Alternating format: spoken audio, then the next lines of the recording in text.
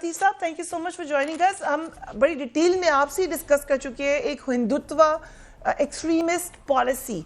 यकीनन इस्लाम का नाम भी इस्तेमाल करके एक्सट्रीमिस्ट पॉलिसी इस्तेमाल की जाती है, लेकिन अब इस पे जो नज़र आई है ये बड़े अरसे से नज़र आई थी। इस्लामोफोबिया, नफ़रत, जो लोग बाहर से आए हैं, क्या इस वाक़े के बाद इस पर अब कोई बातचीत होगी, कोई इसके ऊपर नज़रसानी होगी?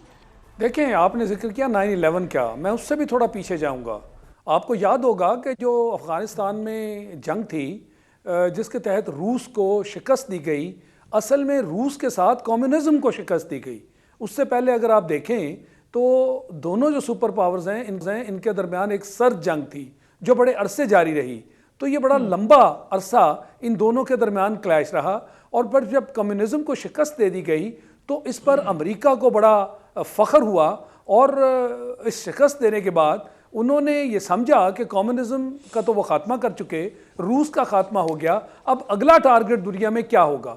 लिहाजा इस्लाम को आइडेंटिफाई किया गया, क्योंकि मुसलमान जो हैं वो दुनिया में उनकी आबादी कोई 2.5 अरब के लगभग है। तो इससे उनको खौफ था कि अगर ये कहीं इकट्ठे होंगे तो फिर हमारे लिए ख़तरा बनेंगे। लिहाजा इस पर न सिर्फ ये कि इनको ख़तरा करार दे दिया गया और टारगेट बना लिया गया, बल्कि इस पर बड़ा पैसा खर्च हुआ। और वो जो एक आपने सुना था कॉन्सेप्ट न्यू वर्ल्ड ऑर्डर का, वो इसी के तहत सामने आया।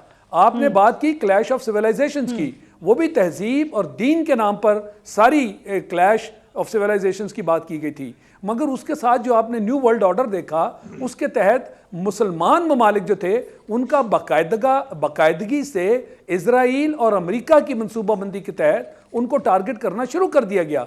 लिहाजा आपने देखा कि इराक की तबाही कैसे हुई, हमने देखा कि लीबिया की तबाही कैसे हुई, हमने देखा कि मिस्र के साथ क्या सलूक हुआ, हमने देखा शाम के साथ क्या हुआ, और अभी ये मामले आगे बढ़ रहे हैं। लिहाजा मैं ये समझता हूँ कि उन ममालिक को टारगेट किया गया जिनका दिफा ज़रा मजबूत है, और उनको पहले न्यूट्रलाइज करने के लिए अमेरिका और इजराइल की तरफ से मनसूबाबंदी की गई।